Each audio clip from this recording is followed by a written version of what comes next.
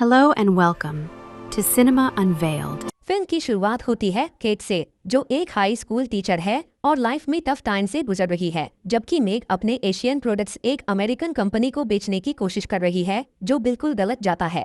लेकिन सब कुछ होने के बावजूद दोनों लड़कियां रूममेट्स हैं और एक दूसरे को सपोर्ट करती हैं। आज का दिन उन दोनों के लिए बहुत बुरा होता है। केट को नौकरी छोड़ने का प्रेशर मिलता है और मेग अपने प्रोडक्ट्स के चक्कर में उलझी होती है। जैसे यह सब कम था, मेग की कार भी तो हो जाती है। केट जब घर आती है तो देखती है कि उसकी दोस्त डांस कर रही है और ड्रिंक कर रही है। उसे लगता है शायद मेग ने अपने प्रोडक्ट्स की सेल्स में कुछ अच्छा कर लिया होगा। फिर दोनों अपने अपने प्रॉब्लम्स डिस्कस करती हैं और तभी एक लड़का निकलता है जो शायद मेग ने हायर किया होता है, उसे घर छोड़ने और कुछ काम कराने के लिए।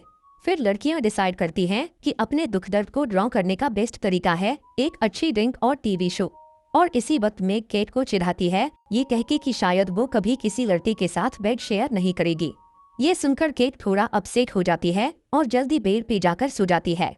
सुबह 4 बजे मेग एक सरप्राइज के साथ केट को जगाती है। उसने फ्लोरिडा के वेकेशन टिकट्स खरीद लिए होते हैं ताकि दोनों थोड़ा चिल कर सकें और माइंड फ्रेश कर सकें।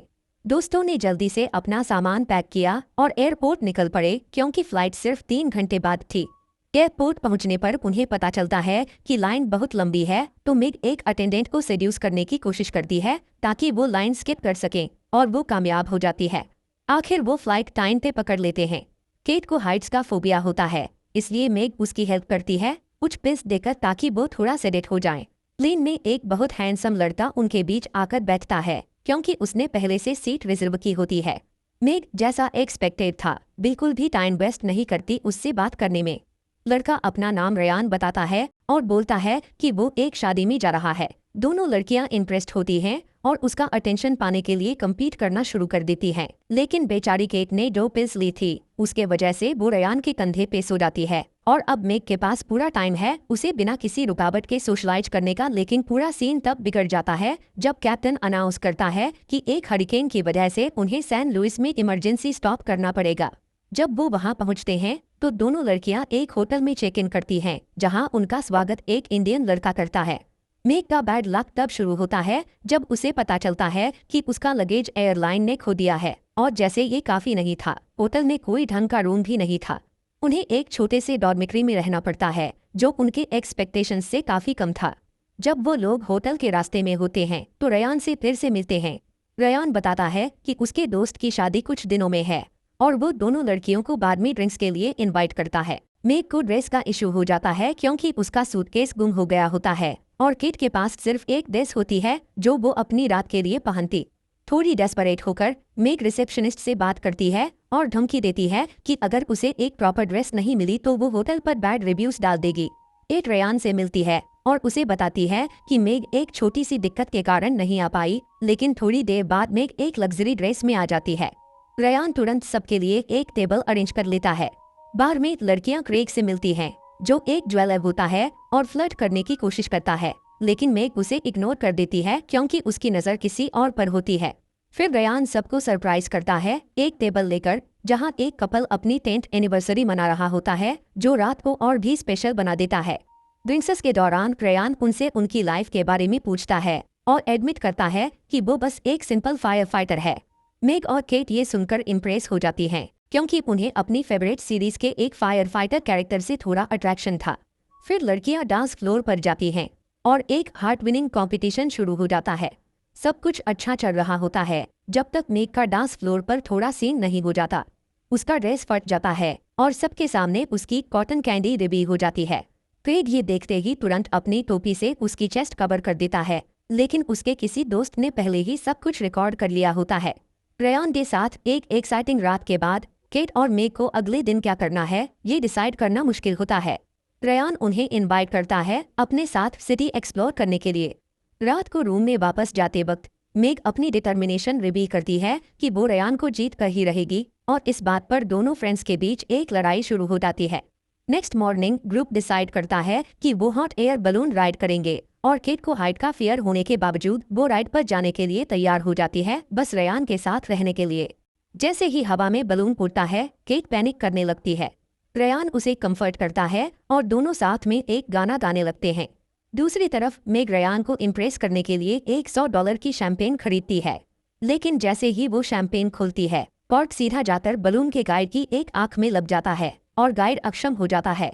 अब सीन और ज्यादा कॉम्प्लिकेटेड हो जाता है जब एक तेज हवा बलून को उसके कोर्स से हटा देती है, लेकिन सौभाग्य से वो लोग लैंड करने में कामयाब हो जाते हैं, बस थोड़े रफ तरीके से। फिर तीनों वापस होटल जाते हैं, जहां रयान अनाउंस करता है कि वो पूल जाने वाला है और लड़कियां, जो साफ तौर पर उसकी फॉलोअर्स हैं, उसके साथ जाती हैं।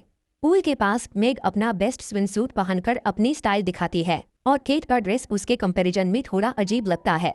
मेग पूल साइड एक सीट रयान के लिए रिजर्व करती है, लेकिन गलती से ज्वेलर क्रेग का अटेंशन पकड़ लेती है। जब क्रेग उससे बात करने की कोशिश करता है, मेग रुखाई से बोलती है कि वो उससे बात नहीं कर रही थी, पर क्रेग को इससे कोई फर्क नहीं पड़ता। वो अपने ग्रुप के साथ मेग का पीछा करता है, जो मेग के शिकार को डरा देता है। ये सीन केट के लिए एक एडवांटेज बन जाता है, क्योंकि जब वो पूल के पास आती है तो एक सुंदर बिकिनी पहनी होती है, जो रयान को उसकी तरफ अट्रैक्ट कर लेती है। डेस्परेट होकर अपनी चांस मिस न करने के लिए मेग दोनों को इनवाइट करती है कि वो लोग पूल में स्विम करें। केट शुरुआत में मना करती है, लेकिन जब रयान हाँ कहता है तो वो भी मान जाती है। तीनों पूल में एंटर करते हैं और रयान एक डाइविंग कंपटीशन का प्रपोजल देता है, जहां वो जज बनेगा। दोनों लड़कियां रयान को इम्प्रेस करने के लिए बेस्ट डाइव करने की प्रतियोगिता में उतर जाती हैं। सब कुछ केट के लिए ठीक चल रहा होता है, जब तक मेग एक रिस्की डाइव करने की कोशिश नहीं करती। एंड रिजल्ट मेग का चेहरा चोटिल हो जाता है और कंपटीशन एक डिसास्टर में बदल जाता है। तीनों डिसाइड करते हैं कि अभी के लिए अपने बॉय को चेस करना बंद कर देंगे। बाद में होटल बार में लड़कियां साथ में ड्रिंक करती हैं और वही कपल की वाइफ से मिलती हैं जो पहले मिली थी। तभी मेग और केट रयान को दूर से देखते हैं और पास जाकर पता चलता है कि रयान और क्रेग साथ में जा रहे हैं टाइम बचाने के लिए और फ्लाइट के डेस्टिनेशन के पास उतरने वाले हैं। डेस्परेट होकर अपनी फाइट जारी रखने के लिए लड़कियां डिसाइड करती हैं कि वो भी साथ जाएंगे।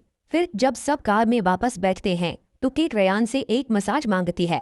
मेग इस बात का बदला लेने के लिए उसे सुलाने की प्लानिंग करती है और एक ड्रिंक में स्लीपिंग पिल्स डालकर ऑफर करती है, लेकिन केट वह एडेक्रेटेड ड्रिंक नहीं लेती, उल्टा ज्वेलर क्रेग गलती से वह ड्रिंक पी लेता है। कुछ घंटों बाद जब वह कार चला रहा होता है तो वह नींद में स्टीयरिंग पर सो जाता है और कार का एक्सीडेंट हो जाता है, जिससे हेडलाइट्स खराब हो जाती हैं। अब उनके पास कोई चॉइस नहीं बचती और वो लोग एक होटल में रुकने का प्लान बनाते हैं।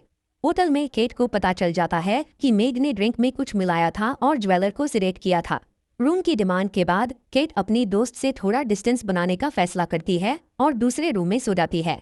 इसी बीच केट चुपचाप सोडा एंजॉय कर रही होती है जब रयान उसके पास आता है और कन्फेस करता है कि उसे हमेशा से केट में ही इंटरेस्ट था। दोनों के बीच इंस्टेंट केमिस्ट्री होती है और वो रूम में चले जाते हैं। थोड़े से ड्रामा के बाद उन दोनों का मोमेंट ऑफ प्लेजर अच्छे से गुजर जाता है, मेग की चालबाजी के बावजूद थोड़ी बहुत इंटरप्शन के साथ।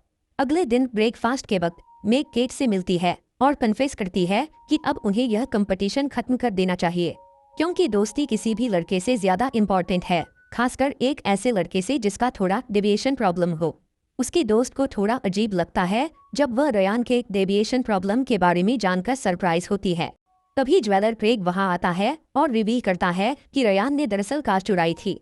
अब दोनों को ये समझ आता है कि उन्होंने एक कार चोर के साथ रात बिताई है और बीच में तर्क करते करते भी जगह को नुकसान पहुंचा देते हैं, जिससे पुलिस तुरंत उन्हें गिरफ्तार कर लेती है। बाद में जब उनका स्टेटमेंट लिया जाता है तो क्रेग क्लैरिफाई करता है कि उसने कार नहीं चुराई थी, क्योंकि उसने कुछ नोट्स वहां छोड़ दिए थे। जब रयान का प्रोफाइल चेक किया जाता है तो पता चलता है कि वह वास्तव में अपनी ही शादी में जा रहा था। अब जब सब स्पष्ट हो जाता है, लड़कियां ज्वेलर क्रेग से अलग हो जाती हैं और तय करती हैं कि वे फ्लोरिडा जाकर रयान की शादी को खराब करेंगी, बदला देने के लिए, क्योंकि रयान ने उनका मजाक बनाया था। लेकिन जब वे गलत शादी में घुस जाती हैं तो वे वेन्यू के अंदर घूमती हैं जब तक कि वे रयान को नहीं ढूंढ लेती।